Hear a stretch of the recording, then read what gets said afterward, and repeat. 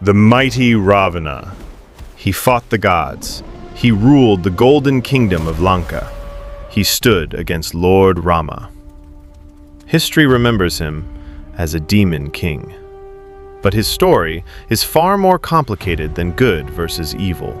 Ravana was born to a Brahmin father and a Rakshasa mother, inheriting qualities from both lineages. From a young age, he displayed extraordinary strength and an insatiable hunger for power.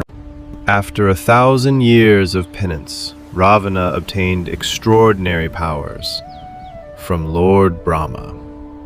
He then asked for a boon that he could not be killed by gods, demons, or devas.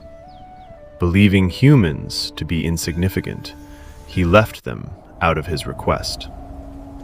But that single omission would one day seal his fate.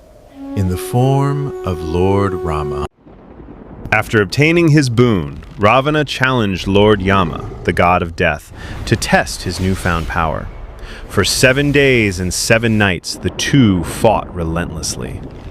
In the end, Lord Brahma stopped the battle, reminding Yama that no god could kill Ravana. Yama departed, and Ravana believed he had conquered death itself. After that encounter with God of Death, Ravana marched against his half-brother, Kubera. He defeated Kubera and his mighty Yaksha army, conquered Lanka, and crowned himself its king. He also seized the legendary Pushpaka Vimana, making it his royal chariot. Under Ravana's rule, Lanka rose as one of the most magnificent kingdoms in the epic. Built by the divine architect Vishvakarma, the city stood atop a towering mountain, protected by mighty walls and lotus-filled moats. Its golden palaces shimmered like the heavens, while its grand streets reflected immense wealth and careful planning. When Hanuman first beheld Lanka, it appeared less like a city on earth and more like the celestial kingdoms of the gods themselves. Once, Ravana returned to Lanka aboard the celestial Pushpaka Vimana. But as he approached Mount Kailash, the chariot came to a halt.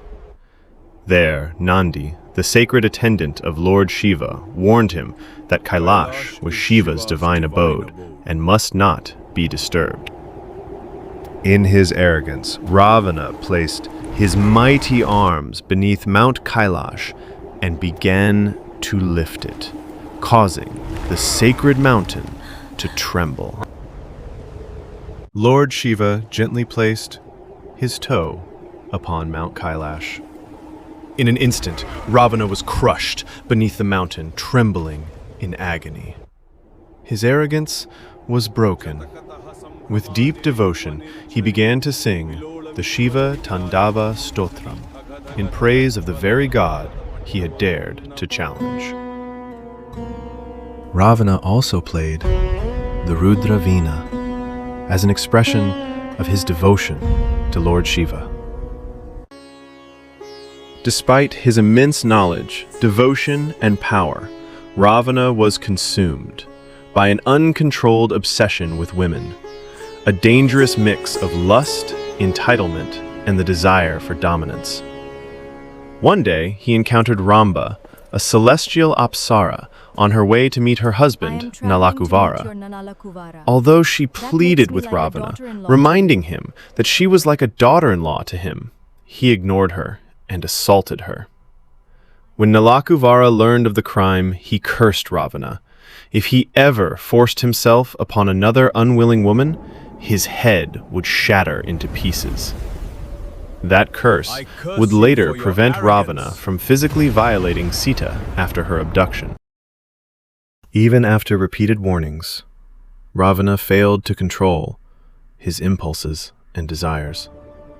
He ultimately abducted Sita, and that decision marked the beginning of his downfall. And ultimately, his end came at the hands of Rama, the human avatar of Lord Vishnu.